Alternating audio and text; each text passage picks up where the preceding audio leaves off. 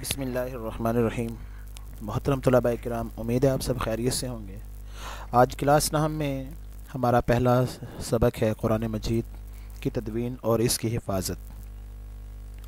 تو سب سے پہلے ہم اس کا اوپر جو ہمارا سبق کا عنوان ہے، اس عنوان کو سمجھیں گے۔ اس کا جب ہماری سمجھ میں عنوان آ جائے گا انشاءاللہ تو سبق سمجھنا ہمیں آسان ہو جائے گا۔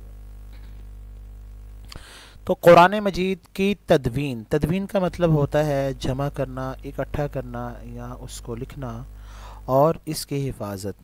یعنی قرآن مجید کو جمع کیا گیا، اکٹھا کیا گیا اور اس کی حفاظت کا جو سلسلہ ہے آپ صلی اللہ علیہ وسلم کے دور میں کس طرح قرآن پاک کو اکٹھا کیا گیا، جمع کیا گیا، اور آپ صلی اللہ علیہ وسلم کے دور میں کس طرح قرآن کو محفوظ کیا گیا۔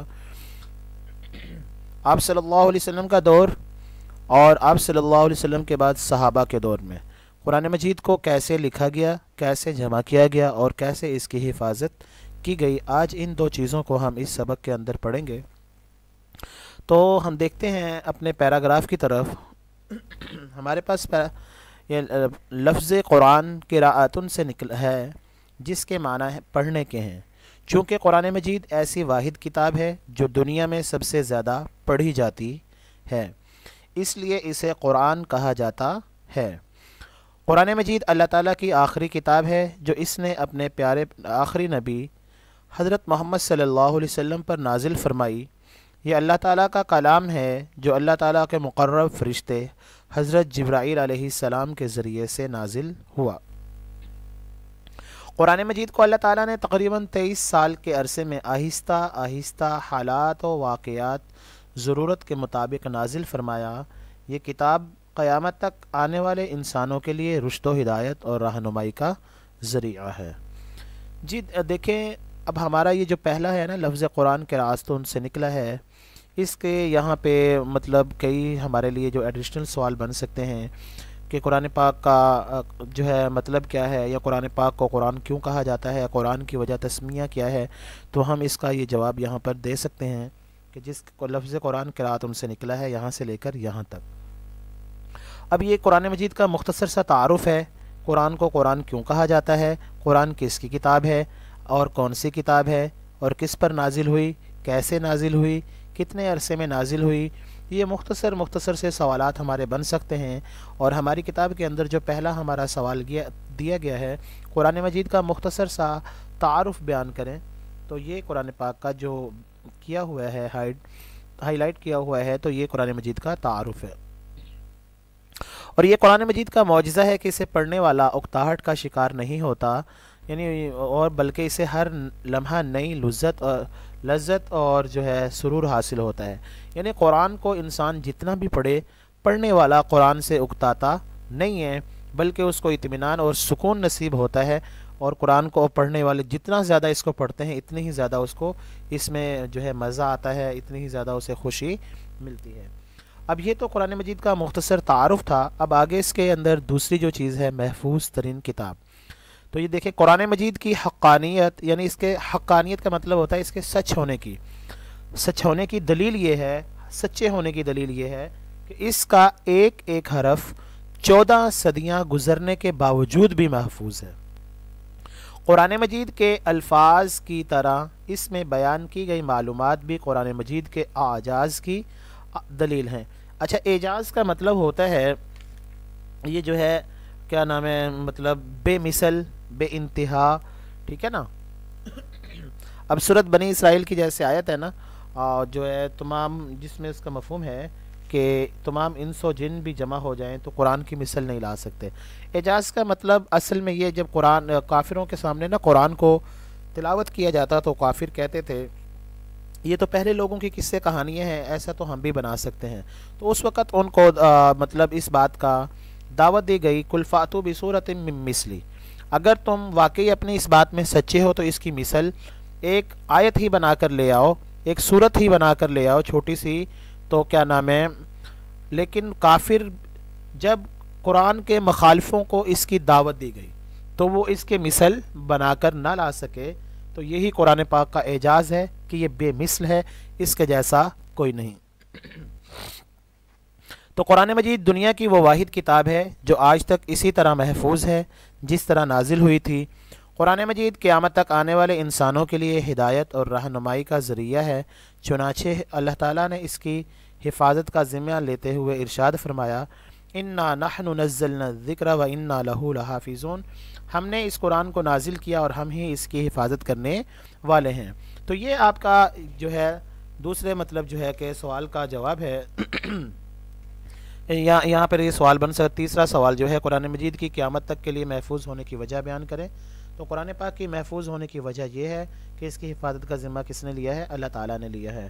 دیکھیں پہلی کتابیں جتنی بھی نازل ہوئیں ان کتابوں کے اندر رد و بدل ہو چکا، زبور میں، انجیل میں، تورات میں، سب میں وہ کتابیں اپنی اصلی حالت کے اندر موجود نہیں ہیں، لیکن قرآن مجید 1400 سال گزرنے کے بعد آج بھی ویسے کہ ویسا اس کی ایک ایک حرف، ایک ایک آیت، ایک ایک زیر زبر ہر چیز محفوظ ہے۔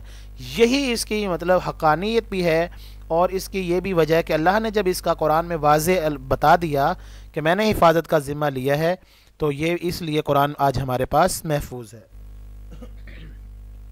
قرآن مجید آگے ہماری ہیڈنگ ہے قرآن مجید کی عالمگیریت۔ عالمگیریت کا مطلب ہوتا ہے یعنی تمام لوگ ایک معاشرے میں اکٹھے ہو جائیں، یا ایک مطلب جو ہے ایک جیسے جن کے لیے کام وغیرہ ہوں۔ عالم کا مطلب جہان کہتے ہیں، گیریت کا مطلب جو ہے اکٹھے کرنا یا سب کو شامل کر لینا۔ تو یہ قرآن مجید ہے اب سے لے قیامت تک کے لوگوں کے لیے، جو بھی جتنی بھی امتیں ہیں، جتنے بھی لوگ ہیں، ان سب کے لیے یہ راہ ہدایت ہے۔ تو یہ سب کے لیے قرآن اور قرآن کی تعلیمات ہیں۔ تو ہم دیکھتے ہیں قرآن مجید اللہ تعالیٰ کی آخری اور عالمگیر کتاب ہے۔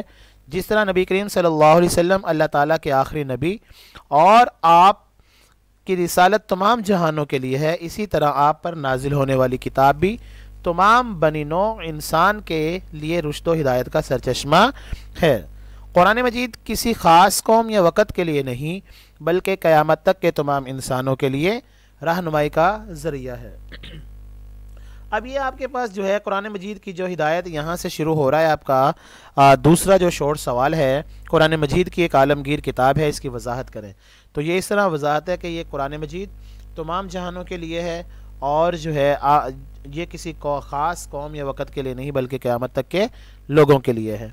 اسی طرح آگے ہم چلتے ہیں عہد رسالت میں جمع و تدوین قرآن مجید، یعنی آپ صلی اللہ علیہ وسلم کے دور کے اندر عہد کا مطلب ہوتا ہے زمانہ، رسالت یعنی جس وقت رسول پیغمبر موجود تھے، میں جمع، کیا آپ صلی اللہ علیہ وسلم کے دور میں قرآن کو کیسے جمع کیا جاتا تھا یا اکٹھا کیا جاتا تھا یا اس کو لکھا جاتا تھا، اس کی یہاں پہ اس کے اندر بتائیں گے کہ کیسے اللہ کے نبی کے دور کے اندر قرآن کو لکھتے تھے، کس طرح محفوظ کرتے تھے اور کن کن چیزوں پر لکھتے تھے۔ اس میں اب ان چند چیزوں کو بیان کریں گے۔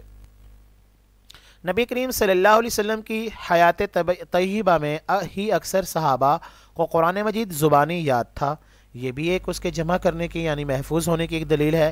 نبی کریم صلی اللہ علیہ وسلم قرآن مجید کے نازل ہونے یعنی نزول کے فوراً بعد قرآنی آیات کو لکھوانے کا خصوصی اہتمام فرماتے تھے، یعنی اللہ کے نبی صلی اللہ علیہ وسلم کے دور میں جیسے امیر معاویہ اور حضرت زید بن ثابت جو تھے، یہ قرآن پاک کو اللہ کے نبی صلی اللہ علیہ وسلم خود ان سے لکھوا لیا کرتے تھے۔ تو یہ بھی ایک دلیل ہے کہ اللہ کے نبی صلی اللہ علیہ وسلم نے اس کو لکھوایا بھی ہے۔ تو نبی کریم صلی اللہ علیہ وسلم کی زندگی ہی میں مکمل قرآن مجید لکھا جا چکا تھا۔ تو عہد رسالت میں اب قرآن یعنی کن چیزوں کے اوپر قرآن لکھا جاتا تھا، اس دور میں صحابہ کن چیزوں پر لکھتے تھے، تو یہاں پہ بتا رہے ہیں آپ صلی اللہ علیہ وسلم کے دور میں قرآن مجید عموماً یعنی عام طور پر پتھر کے انسلوں، چمڑے، کھجور کی چھال اور اونٹ کے شانے کی جو ہڈی ہے ان پر لکھا جاتا تھا، جو خاص اسی مقصد کے لیے تیار کی جاتی تھی۔ یعنی اگر یہ سوال کیا جائے کہ قرآن اللہ کے نبی کے دور میں کن چیزوں پر لکھا جاتا تھا، ٹھیک ہے کہ ہاں اللہ کے نبی، یہ اس کے اندر سے سوال بن سکتے ہیں۔ یوں قرآن مجید عہد نبوی ہی میں مکمل حفظ ہونے کے ساتھ ساتھ مختلف جگہوں پر لکھا ہوا موجود تھا۔ تو یہ اس کی کیا ہے؟ دلیل ہے۔ آگے ہے عہد صحابہ میں جمع و تدوین قرآن مجید۔ اب دیکھیں پہلے ہم نے پڑھا ہے اللہ کے نبی صلی اللہ علیہ وسلم کے دور میں قرآن کو کیسے جمع کیا گیا، کیسے اکٹھا کیا گیا، کیسے اس کی حفاظت کی گئی۔ اب یہاں پہ بات کریں گے صحابہ کرام کے دور میں اللہ کے نبی کے جو ہے اس دنیا سے پردہ فرمانے کے بعد کیسے قرآن پاک کو جمع اور اکٹھا کیا گیا۔ تو یہ دیکھیں نبی کریم صلی اللہ علیہ وسلم کی زندگی میں اگرچہ قرآن مجید مکمل کتابی شکل میں موجود تھا، تاہم حکومتی سرپرستی میں قرآن مجید کی نشر و اشاعت کا آغاز نہیں ہوا تھا، یعنی اس کو مطلب مزید اس کی کاپیاں کروانے کا یا اس کو پھیلانے کا کام نہیں شروع ہوا تھا۔ قرآن مجید کو سرکاری سرپرستی میں جمع کرنے کی ضرورت حضرت ابو بکر صدیق کے دور خلافت میں اس وقت محسوس ہوئی جب جنگ یمامہ میں قرآن مجید کے سینکڑوں حفاظ کرام شہید ہو گئے۔ اب یہ دیکھیں حضرت جنگ یمامہ کیا ہے؟ دیکھیں یہ بھی آپ کا ایک سوال بن سکتا ہے، ایڈیشنل سوال، کہ جنگ یمامہ کب لڑی گئی، کہاں لڑی گئی اور کس کے خلاف لڑی گئی، کیوں لڑی گئی؟ تو جنگ یمامہ جو ہے آپ صلی اللہ علیہ جو ہے نا یہ آپ صلی اللہ علیہ وسلم کے بعد جو ہے نا مسلمہ کذاب کے خلاف لڑی گئی۔ مسلمہ کذاب نے نبی ہونے کا دعویٰ کیا تھا، اس وجہ سے لڑی گئی، ٹھیک ہے نا۔ تو اس میں تقریباً جو ہے سینکڑوں حفاظ، تقریباً 700 کے قریب حفاظ شہید ہوئے اور 1200 غالباً جو ہے بڑے بڑے صحابہ کرام شہید ہوئے تھے۔ تو حضرت ابو بکر صدیق نے اس وقت محسوس کیا کہ اگر اسی طرح جنگیں ہوتے رہی، صحابہ شہید ہوتے رہے تو ممکن ہے کہ قرآن کو جمع کرنا مشکل ہو جائے، تو انہوں نے پھر اس کام کو قرآن پاک کو جمع کرنے کا جو ہے سلسلہ شروع کیا۔ اللہ تعالیٰ کی مدد سے مسلمانوں کو اس جنگ میں فتح نصیب ہوئی، تاہم اس وقت یہ محسوس کیا گیا اگر مستقبل یعنی آنے والے دور میں اسی طرح حفاظ شہید ہوتے رہے تو کہیں قرآن مجید کا کوئی حصہ ضائع نہ ہو جائے۔ تو حضرت ابو بکر صدیق نے، حضرت عمر فاروق اور دیگر جلیل القدر یعنی بڑے بڑے صحابہ کرام نے کے مشورے سے قرآن مجید کی جمع و تدوین یعنی اس کو جمع کرنے اور لکھنے کا کام شروع کیا گیا۔ حضرت ابو بکر صدیق نے صحابہ کرام کے مشورے سے مشہور قاری قرآن حضرت زید بن ثابت کو اس عظیم کام کی تکمیل کے لیے منتخب کیا۔ تو مطلب یہ سب سے پہلے صحابہ کرام کے دور میں حضرت ابو بکر صدیق نے اس کام کو شروع کیا اور اس کی وجہ جیسا کہ اوپر بتا دی گئی ہے۔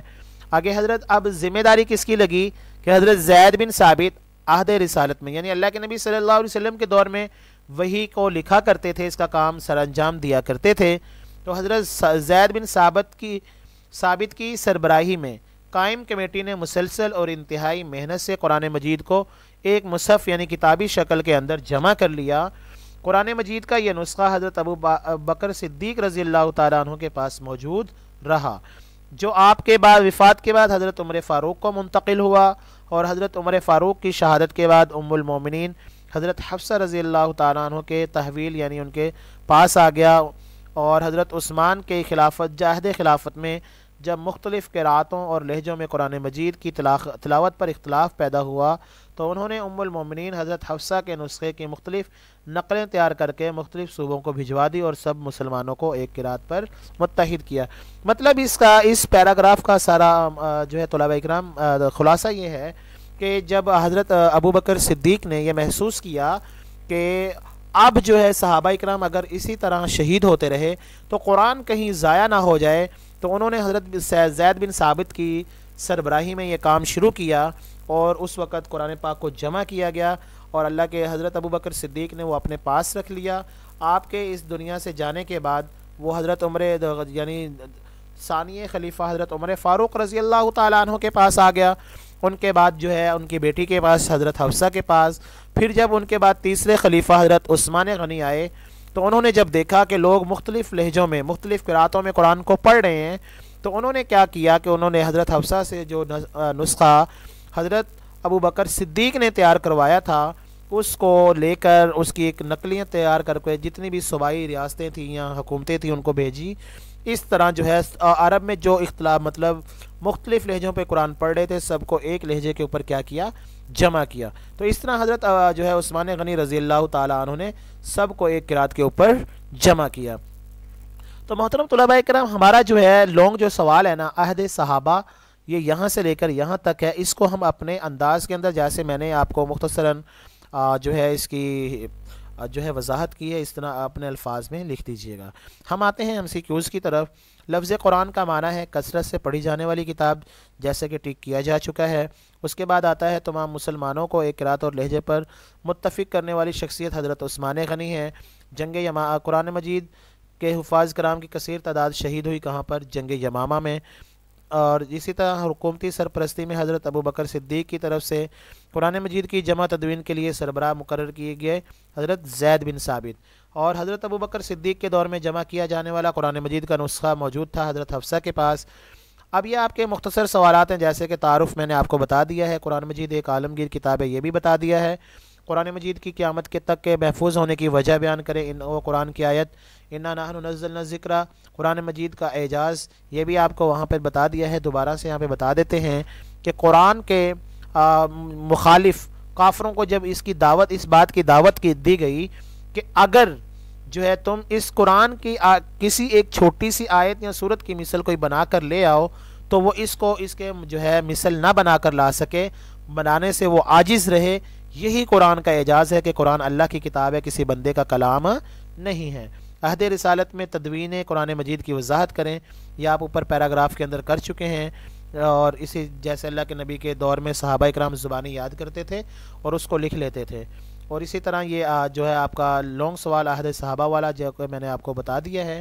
تو محترم طلباء اکرام، یہ ہمارا آج کا لیکچر تھا، پہلا چیپٹر قرآن مجید کا تعارف۔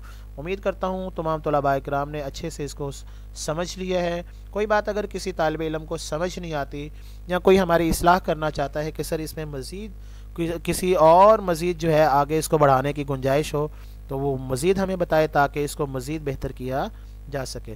السلام علیکم ورحمۃ اللہ وبرکاتہ۔